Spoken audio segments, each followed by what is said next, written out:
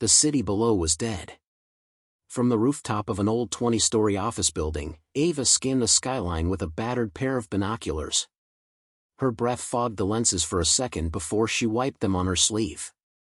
The streets were silent, broken only by the occasional distant groan of the infected. Whatever had once bustled with life, cars, horns, laughter, was now a graveyard wrapped in silence. The rooftop she stood on, once the domain of air conditioning units and pigeon nests, now bristled with makeshift barricades and antennae. Satellite dishes had been welded together to form a crude early warning system. Tarps flapped in the breeze, their undersides painted with bright red arrows pointing toward the designated safe zone. This was New Harbor's last holdout. Ava turned as a crackle burst through her handheld radio. "North Tower, report. North Tower, do you copy?" She raised the radio. "North Tower here. No movement, repeat, no movement. All clear." "Copy that," came the response. "Next sweep in 20. It had started with a single rooftop. A grocery store that had somehow resisted the tide when the infected flooded the streets. Survivors scrambled upward, tearing out staircases, rigging rope lifts. But then came the real challenge: expansion. If they stayed isolated, they'd run out of food. Run out of options. So they took to the skies. Well, rooftops, anyway. They began connecting buildings with steel cables, salvaged planks, and jury-rigged bridges. It was slow, terrifying work. Crossing 10-story-high drop-offs with only a 2-foot-wide beam underfoot, all while praying the undead didn't sniff them out. But day by day, brick by brick, they expanded the rooftop line. And the infected never learned to climb. "Ava," a voice called behind her. She turned. Malik jogged toward her, his shaggy black hair tied back and his rifle bouncing at his side. "Scout team's back early," he said, frowning. "They look shaken." Ava's stomach twisted. "Did they say why?" Malik shook his head. "Just said we need to get to Central." Central was their command hub, a rooftop gym repurposed into a war room. The journey there took them over 5 buildings, 3 skybridges, and 1 tightrope walk over a construction crane. They moved fast. When they arrived, the mood was tense. 3 scouts stood near the edge of the roof, whispering. One of them, a wiry teenager named Theo, looked pale. His fingers trembled as he held a canteen. Ava approached the leader of the group, a broad-shouldered woman named Harper. "What happened?" Harper's eyes were hard. "We were scouting south. Building 312, old medical lab. We thought it had been cleared. It wasn't." Harper exhaled through her nose. "It was empty. But it looked, lived in. Clean. Like someone had moved in just before we got there. Blankets, food wrappers. No signs of a fight." Ava raised an eyebrow. "Another survivor?" "That's the thing," Harper said, lowering her voice. "We found something in the stairwell. Looked like a trap. Trigger wire hooked to a pipe bomb." The room went quiet. Ava felt a chill crawl down her spine. "Someone trapped it. Against us?" Harper hesitated. "We don't know. Could be a defense measure. Or a warning." Malik folded his arms. "Whoever it is, they're either scared or hostile." Ava nodded slowly. "Either way, we need to know who else is out there." The city was vast. Even with most of it fallen, pockets of survivors could exist, hidden, isolated, desperate. The Rooftop Alliance had always assumed they were the last.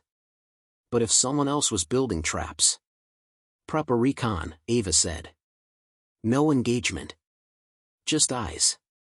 And make sure we take the drone." That night, the rooftop lights dimmed early. Powered by salvaged solar panels, they had to ration electricity carefully. But even in darkness, tension hummed. Ava sat cross-legged near the edge of her building, watching the moonlight glint off twisted antennas and metal walkways stretching across the skyline like a spider's web. They had built a fortress in the sky. But now, it seemed, they weren't the only ones left. From somewhere deep in the ruins, a sound rose. It wasn't a groan. Not the hungry moan of the infected. This was different. 3 short whistles. Paused. Then 2 more. Ava froze. She knew that pattern. That was a human signal. End of part 1. Ava didn't move. The whistle had come again, 3 short bursts, then 2. A pattern from a different time. One she hadn't heard since before the fall, when she and her brother used it to communicate while sneaking through alleyways after curfew. It was their secret code. But her brother was dead. At least, that's what she had believed for the past 3 years. Ava? Malik's voice broke through her trance. He stepped out from the rooftop shadows, his brow furrowed. You hear that too? She nodded slowly. 3, then 2. You think it's a survivor? Ava's heart thudded, equal parts hope and dread. It's personal. Someone used to use that signal with me. Malik looked toward the skyline, where the light from the moon revealed only the crumbling edges of buildings and swaying rooftop tarps. Could be a trap. Someone's luring us out. Or someone's reaching out the only way they know how, Ava countered. She stood, brushing dust from her pants. I'm going. I want eyes on whoever that is. Tonight. Malik hesitated, then nodded. I'll grab the drone. 15 minutes later, they were crouched beside the launch pad, a steel table rigged on a rooftop 2 blocks east of the North Tower. The drone was light, fast, and had night vision. Malik adjusted the controls and launched it into the black sky, the hum of its propellers quickly swallowed by the wind. Ava stared at the live feed on the monitor. The drone glided low, weaving between skeletal radio towers and broken helipads. They passed over the zone where the whistle came from, a collapsed hotel with a roof half caved in. There. Ava leaned in, pointing. Zoom. Malik adjusted the camera. The drone's lens focused on a shape near the edge of the roof. Someone crouched near a barrel fire, face hidden by a hood, movements slow and deliberate. The figure looked up toward the sky, as if they sensed being watched. Then, with precise rhythm, the figure whistled again. 3 bursts. Pause. 2 more. Ava swallowed hard. It's the same. Still think it's your brother? Malik asked quietly. I don't know, she admitted. But I need to find out. By morning, the war room was tense. Harper paced while the others argued about the risks of venturing into unknown territory. Ava stayed silent until the noise wore down. I'll go alone if I have to, she said. We need to know who's out there. If they're dangerous, I want them found before they find us. If they're friendly, they could be an ally. Harper crossed her arms. You're too valuable to go in blind. We send a small unit. 3 at most. Ava leads. Ava didn't argue.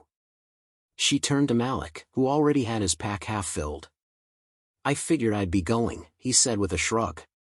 And I'm not letting you go alone. Theo, the young scout who had first spotted the trap, stepped forward next. His voice was shaky but firm. I want to come. Harper gave him a long look. You sure? I need to see it, Theo said. What's really out there? They moved at dawn. Crossing rooftops in daylight was riskier. Zombies were mostly dormant during the early hours, huddled in shadows or trapped in collapsed buildings, but their vision was still sharp, and sounds carried. The trio navigated the rooftop bridges quickly, ducking past sheet metal barriers, leaping gaps between buildings, and avoiding spots known to collapse under weight. The signal had come from a hotel 5 blocks south. That meant crossing a zone they hadn't mapped in months. When they reached the final rooftop before the hotel, they paused. Below them, in the building's shadowed alley, at least 24 infected shambled slowly between overturned cars. Their eyes were pale and vacant, but their ears still worked. Theo whispered, "No way around?" "Only over," Ava said, pointing to a line, the remains of an old zipline system they used during an early evacuation attempt. It sagged in the middle but looked intact. "You've got to be kidding," Malik muttered. But Ava was already clipping in.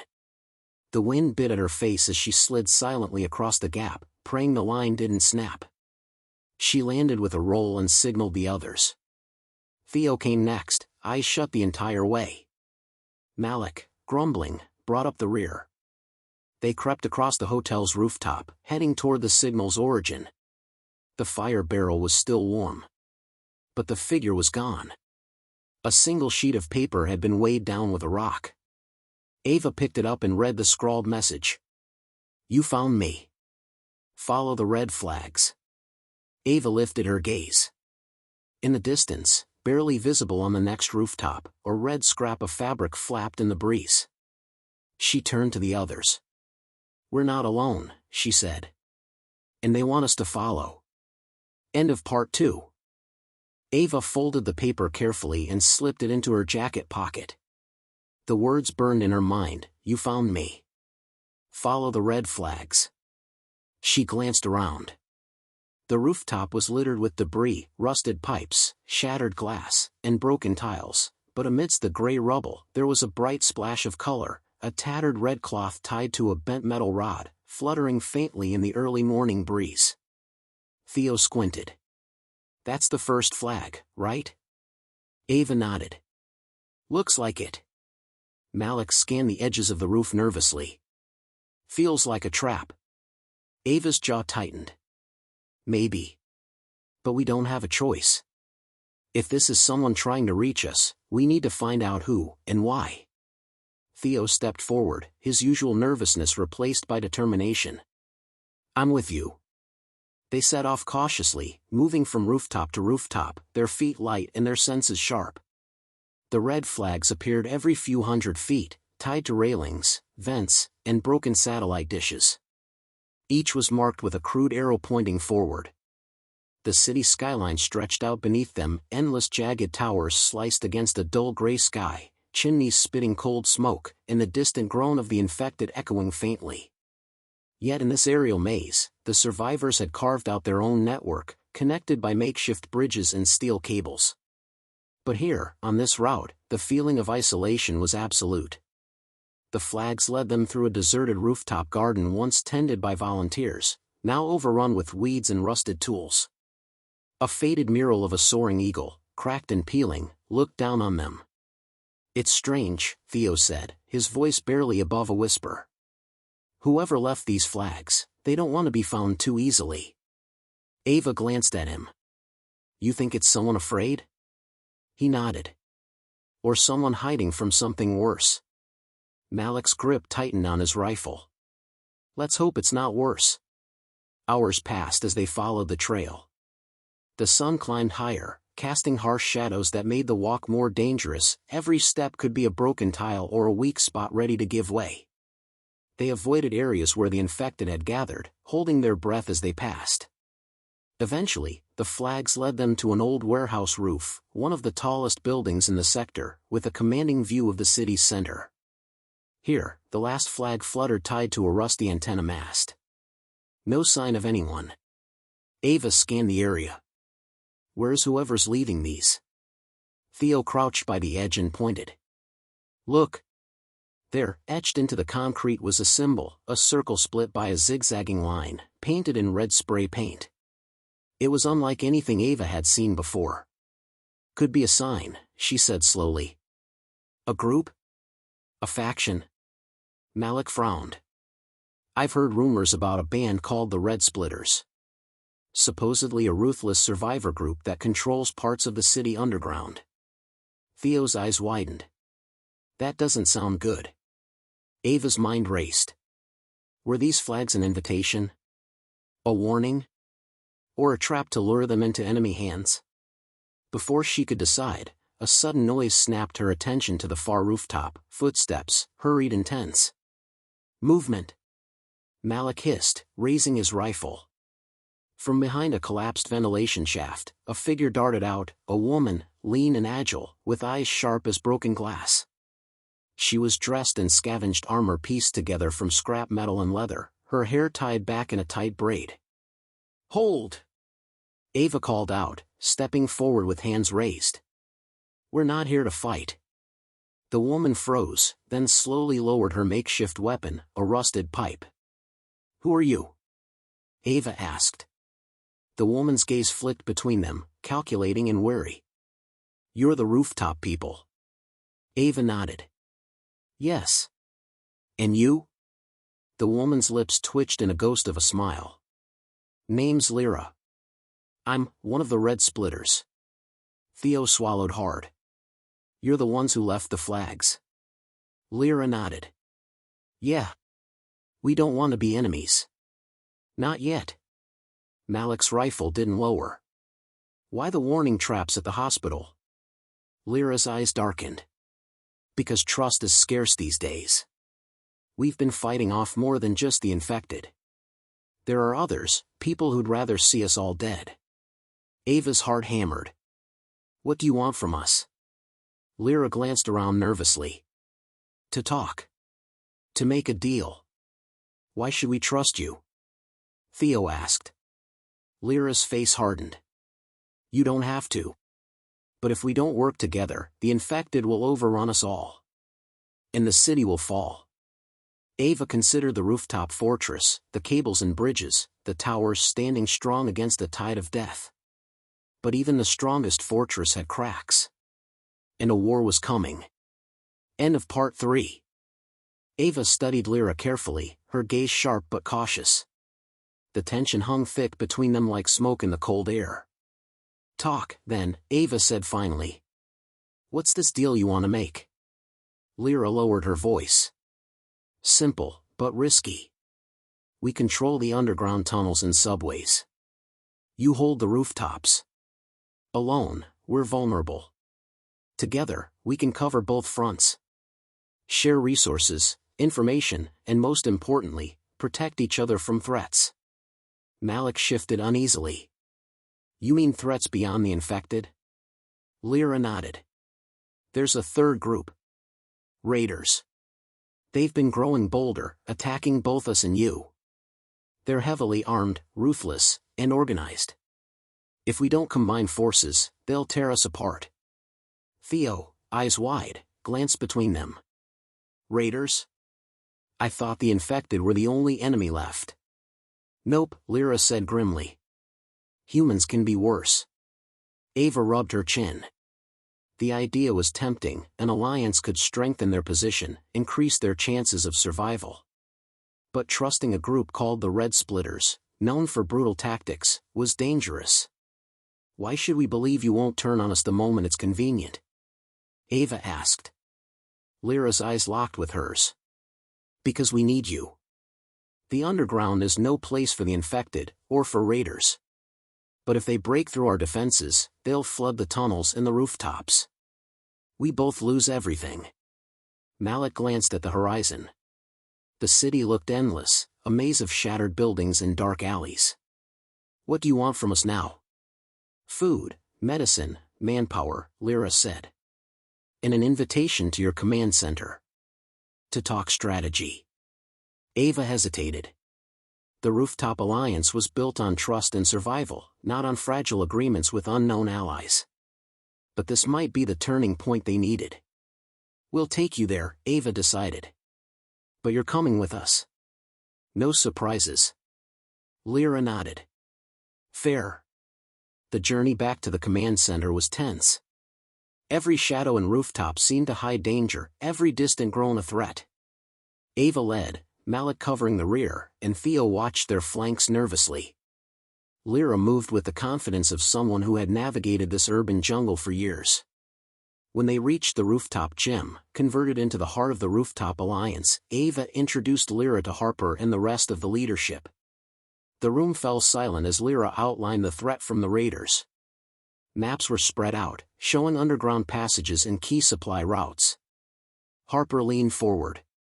If the raiders control the tunnels, they could cut off all escape routes. Exactly, Lyra said. And they've been recruiting. Taking prisoners, forcing them to fight or work for them. Theo's face tightened. We can't let that happen. Ava nodded. So what's the plan? Lyra looked around the room. We strike first. Hit their outposts underground before they become too strong.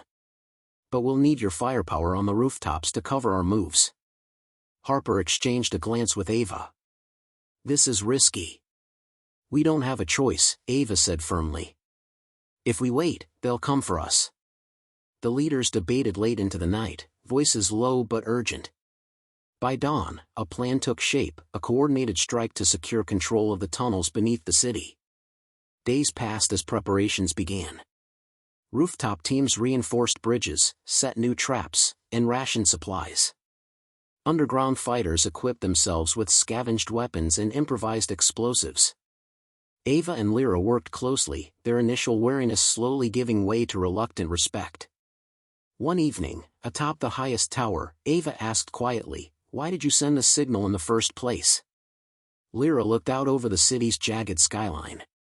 "Because I recognized your whistle. It's an old signal used by survivors before the fall. You never told me about your brother." Ava swallowed. "He's gone." Lyra's voice softened. "I lost someone too. This war, it's personal."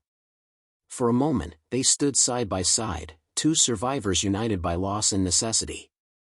But beyond the rooftop walls, the city waited, silent and watchful. Because the rooftop war was only just beginning. End of Part 4. The elevator shaft was a dark wound cutting through the skeleton of the building, its cables long snapped and walls slick with grime. Ava crouched at the edge of the stairwell entrance, her flashlight barely penetrating the heavy shadows below. "This place gives me the creeps," Theo whispered, his voice barely audible. He clutched his rifle tightly, eyes darting nervously. Ava nodded but said nothing. She had seen enough below ground to know better than to speak loudly or waste breath. Every step could attract unwanted attention, from infected lurking in the tunnels or worse.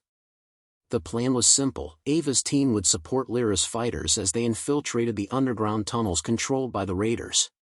Securing the main junction beneath the city would cut off the raiders' supply lines and prevent them from attacking the rooftops. But in the dim light, nothing felt simple.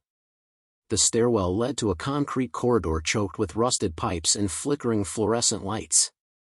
The faint smell of decay was thick in the air. Ava's radio crackled softly. "North Tower, status check," Harper's voice whispered over the static. "All clear so far," Ava replied. Moving deeper. They pressed forward, the silence broken only by the scrape of boots and the distant drip of water. Every shadow seemed to twitch with menace.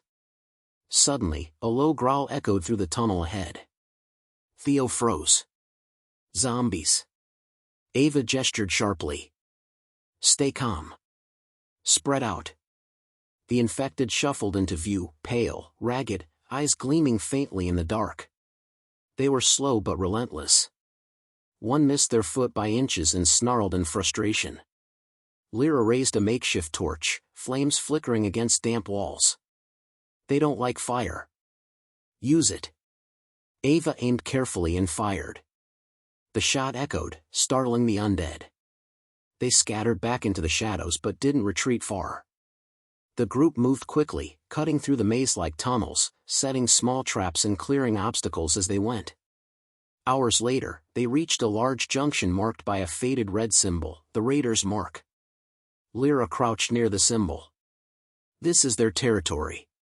Ava peered down the tunnel, catching a flicker of movement, shadowy figures patrolling with guns scavenged from forgotten armories. "We strike at dawn," Lyra said. "A quick hit. Then out." Theo swallowed hard, glancing at Ava. "What if we don't get out?" "We will," Ava said firmly. "We have to." Back on the rooftops, Malik coordinated defenses with Harper, eyes constantly scanning for any sign of trouble.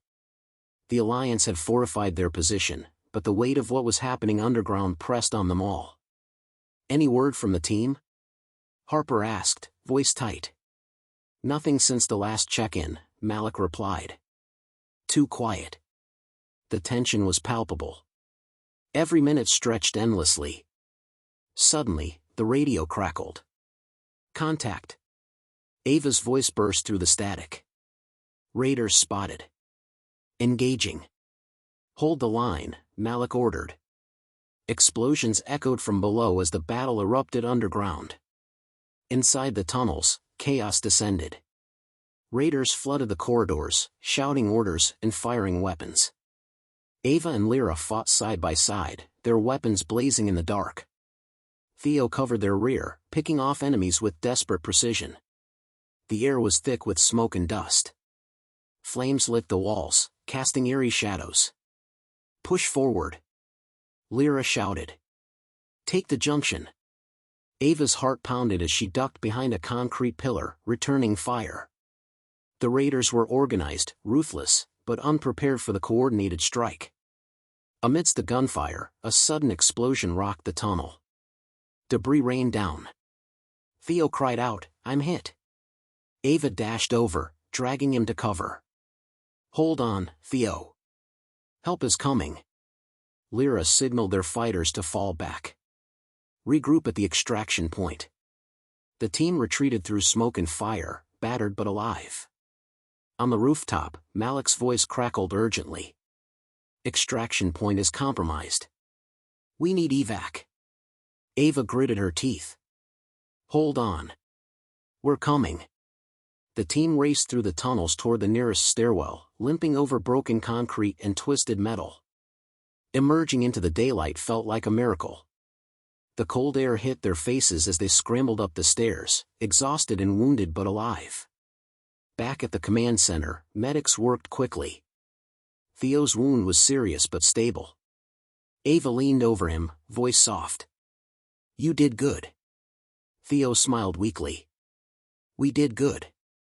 Lyra approached Ava, grim but resolute. "This is only the beginning. The raiders won't forget today." Ava nodded. "Neither will we."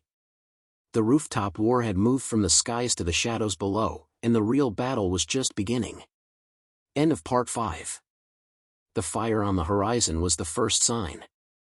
From the command center's lookout tower, Ava watched as thick black smoke billowed above the eastern blocks, an ominous signal that the raiders were striking back.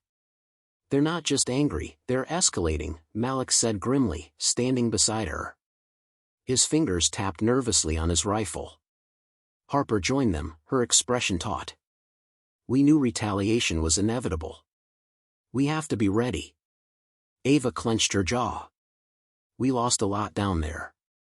Theo's still recovering, and our fighters are stretched thin."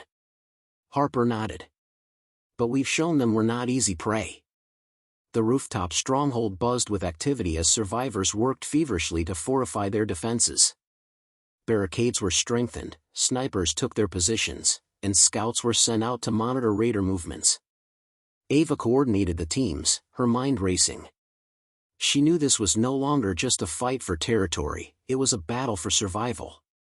Suddenly, a drone buzzed overhead. Malik checked the feed, frowning. Multiple raider vehicles moving fast from the east. "They're coming for us," Ava said, voice low but steady. As the sun dipped below the skyline, the first explosions rocked the outer defenses. Zombies, herded by raider traps, surged toward the rooftops. The undead groaned, their dead eyes gleaming with unnatural hunger, but this time, they were controlled, weaponized by the raiders to break the Alliance's lines. "Hold the barricades," Harper shouted. Rooftop archers and riflemen opened fire. Bullets tore through the air, dropping zombies in a hail of destruction. Yet more kept coming, relentless and overwhelming. Ava led the charge, firing bursts at the advancing horde. She caught sight of a raider commander shouting orders below, waving a flare. Malik grimaced. "They're coordinating with the undead." The battle raged through the night. Flames licked at wooden scaffolds, casting flickering shadows over desperate faces. Explosions shattered windows and sent debris crashing into the streets far below. Amid the chaos, Ava spotted movement near the edge of the rooftop, a small group of raiders trying to flank their position. "Malik, with me," she barked. They sprinted across the rooftop, weaving between smoke and barricades. Bullets whizzed past them. Malik lobbed a smoke grenade, clouding their approach. Together, they ambushed the raiders, silencing them quickly. As dawn crept over the city, the fight had settled into a brutal stalemate. Both sides were exhausted. The undead had been pushed back or controlled by fire traps. The raiders had retreated but left a clear message: they wouldn't stop. Inside the command center, Ava wiped sweat and soot from her face. Harper was beside her, voice grim. "We can't hold like this forever," Harper said. Ava nodded. "We need a new strategy. Something to break their hold underground once and for all." Lyra entered the room, carrying maps and intel scavenged from the last battle. "I found a weak point," she said. "An old subway maintenance shaft. It leads directly to the raiders' main bunker." Harper's eyes narrowed. "A suicide mission." Lyra shrugged. "Maybe. But it could turn the tide." Ava stared at the faded map, tracing the route underground. "This could work," she said. "But we'll need a strike team. Fast, silent, and deadly." Theo, now partially recovered, stepped forward. "I'm in," he said firmly. Malik followed. "Count me too." Lyra's gaze flickered between them. "And I'll lead the underground team." Ava looked at the faces around her, the survivors she trusted with her life. "We do this together," she said. "For the rooftop fortress. For everyone depending on us." That night, under the cloak of darkness, the strike team slipped quietly into the tunnels. The air was thick with damp and silence, broken only by distant drips of water. Every step brought them closer to the raiders' lair, and into the heart of danger. End of Part 6. The tunnels twisted like the veins of a giant beast, dark and suffocating. Ava's strike team moved in near silence, every footstep muffled by the damp concrete and the faint drip of water echoing around them.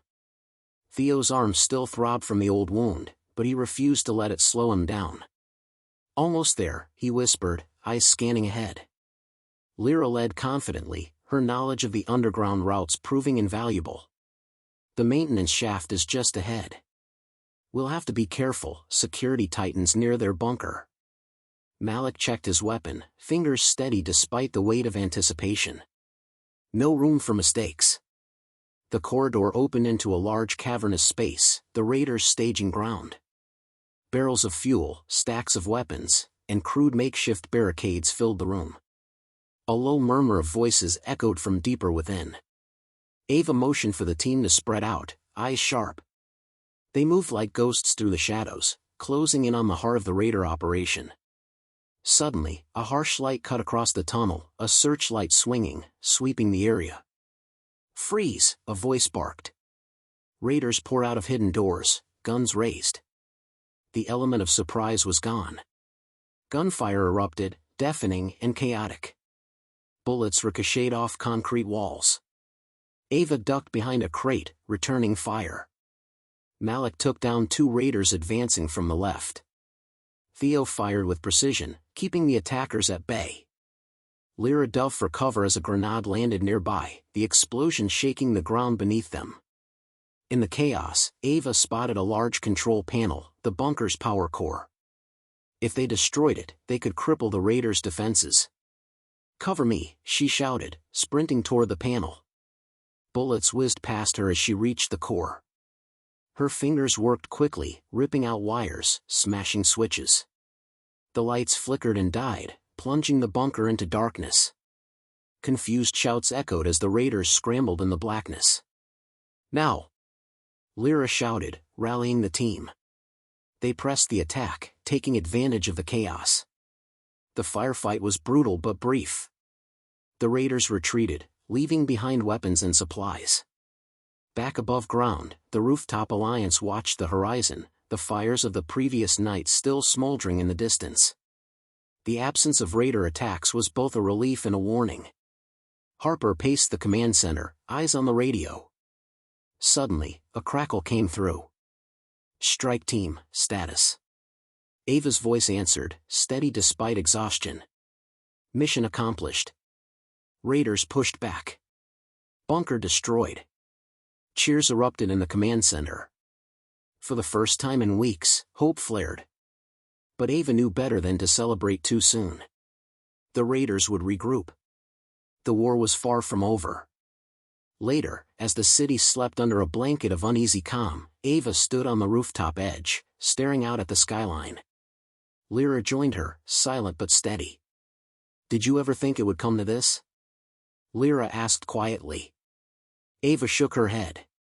"No. But we don't have a choice." Lyra looked up at the stars.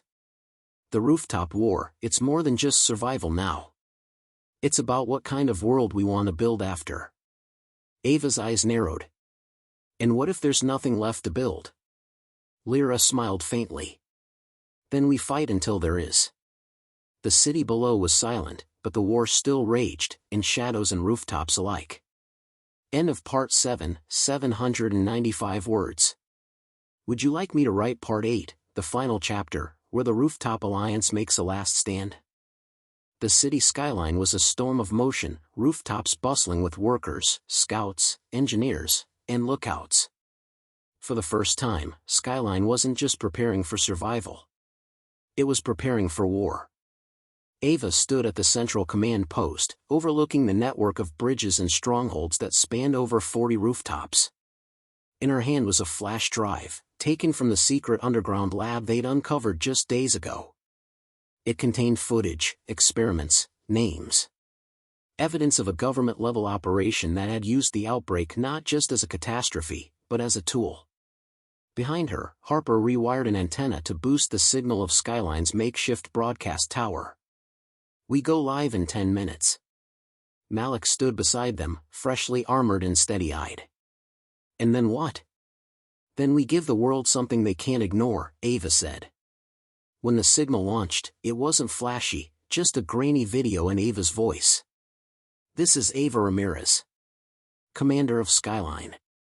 We've survived the end of the world, not by luck, but by unity. And now we know the truth. We were never alone. They've been watching, experimenting, using the infected, and using us."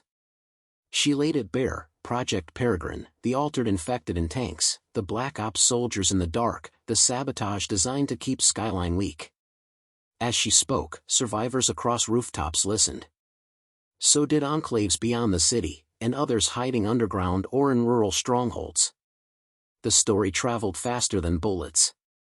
And with it came outrage. And a spark. Within the hour, messages flooded Skyline's frequency. "We thought we were going crazy. They did the same to us. How do we join the fight?" But not everyone was silent. From the lab bunker below the city, a new voice pierced Skyline's channel. "You've made a mistake." A man's voice. Smooth. Controlled. "I am Overseer Langston. And your broadcast just accelerated our timeline.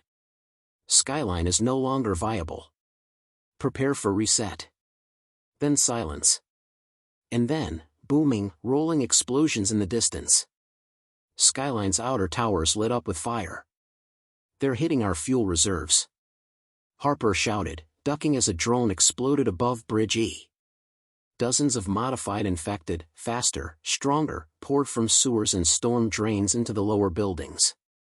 A second wave of elite black-armored soldiers followed, rappelling from silent choppers into nearby rooftops. "They're not testing anymore," Malik said grimly. "They're exterminating." Ava activated the emergency sirens. "Full lockdown. All sectors. Defend the bridges, hold the high ground." Skyline turned into a living fortress. Molotovs rained down from defensive towers. Ballistas made from car parts launched steel rods into the advancing hordes. Every survivor, young and old, joined the line. Even the children took up tasks, spotting, relaying messages, carrying ammo. Harper rerouted the energy reserves to boost the broadcast one last time. "If we're going down, we're doing it with the world watching." On the eastern bridge, Malik led a countercharge against an advancing squad of Black Ops soldiers. With only 8 fighters, he ambushed them using mirrors and laser pointers to blind their scopes. He struck with precision, like a man possessed. At the command post, Ava coordinated strikes via radio. "Sector 12, Trap them between towers. Use the decoy lights. Then came a crackle. Lyra's voice. Roof 21 is breached. I'm pinned. Ava didn't hesitate. Harper, take over. I'm going. She found Lyra wounded but alive, taking cover behind an old solar panel. 5 enemy troops had stormed the rooftop. Ava joined the firefight without pause. Bullet for bullet. Blade for blade. The last of them fell. And when it was done, Ava and Lyra leaned against each other, breathing smoke and sweat. They want our silence, Lyra said. Let's give them a scream. Across the skyline, a strange thing happened.